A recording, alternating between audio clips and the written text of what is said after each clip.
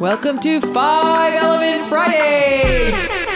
You get an element, and you get an element, and you get an element, and you get an element, and you get an element. Everybody gets an element! It's all 5 elements. And it's Friday. Welcome back to 5 Element Fridays. My name is Jay, and I have Lita here with me today. Lita, what are we going to talk about today? Today, we're continuing our series of conversations on relationships between the 5 elements. And in particular, we're going to talk about the nourishing cycle of the 5 elemental relationships. And the nourishing cycle is all about relationships that feed each other, that nourish each other. And this week, we're talking about the fire and earth elements, which we like to call the social butterflies. That's because fire and earth are the most social elements. And the fire-earth pair is so easy together because they love to talk and talk and talk about everything. It sounds like a good match. Well, fires love an audience, and what better listener in the elemental world than the earth? Earth, yes. Is so attentive, and they love to listen, and they listen so well.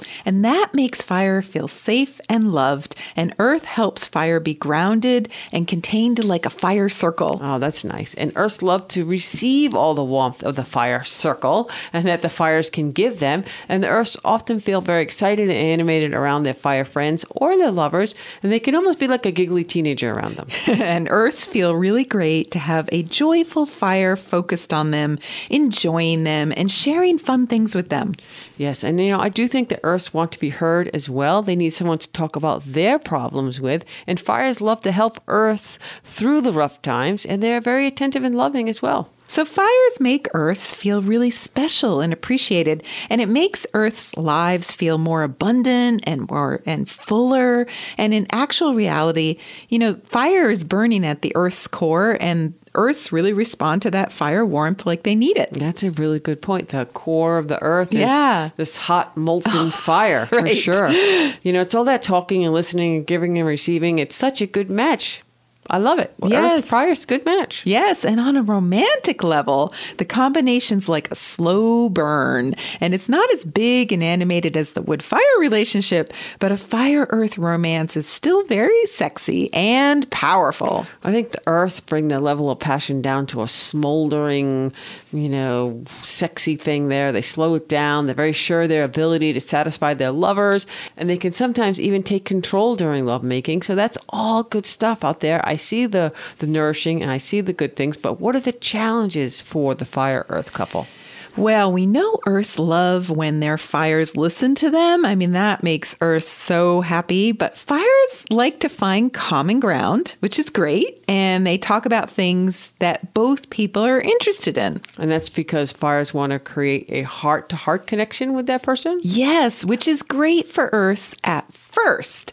But after a while, earths start to realize, why are we only talking about what the fire person wants to talk about?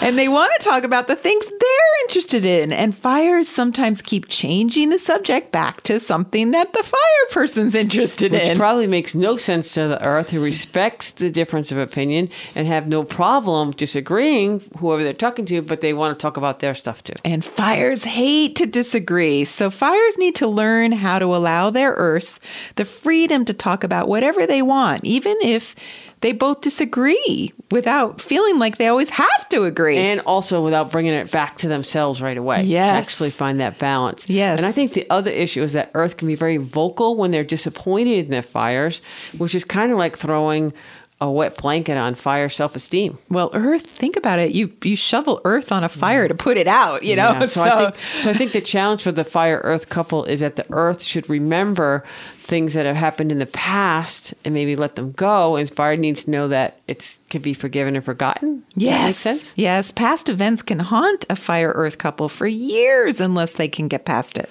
The other issue for fire-earth couples in the bedroom is that all this taking turns, giving and receiving, can sometimes take the passion and spontaneity out of lovemaking. And so fires need to give and receive simultaneously, and they might or might not enjoy taking turns. Earths are steady and can take over like a force of nature. Again, it can throw the dirt on those passion flames. I call it the mother or the smother. Yes. Right. And the challenge for fire is not to feel inadequate in the face of this force.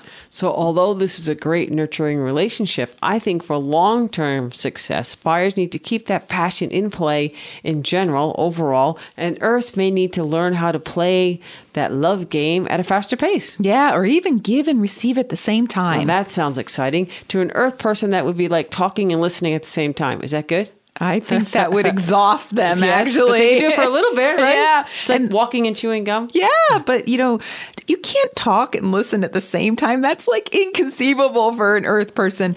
And they can get very annoyed how fires interrupt them all the time instead of just listening to them. So I just think they need to not only listen, but to be able to validate what the earth energy person says. That means listen, repeat back to what they say in your own words. Let them know that you're understanding them. I think fires often get spaced out and think about their own stuff while earths are talking. Yeah, and it requires a deeper level of concentration than fires are used to really listen. It's probably a muscle that they don't flex that often. Yeah, it's definitely a muscle they don't use. And that's a skill most fires just need to work on, especially if they're in a romantic relationship with Earth. They've got to learn how to listen. Yeah, so they can enjoy all that smoldering. Yeah. Okay, so earth, fire, nourishing, good. Just work on your skills and you'll have a very hot, smoldering relationship. Okay, that's it for now. Next week is Earth and Metal. Nice. Have a good day. Bye. Bye.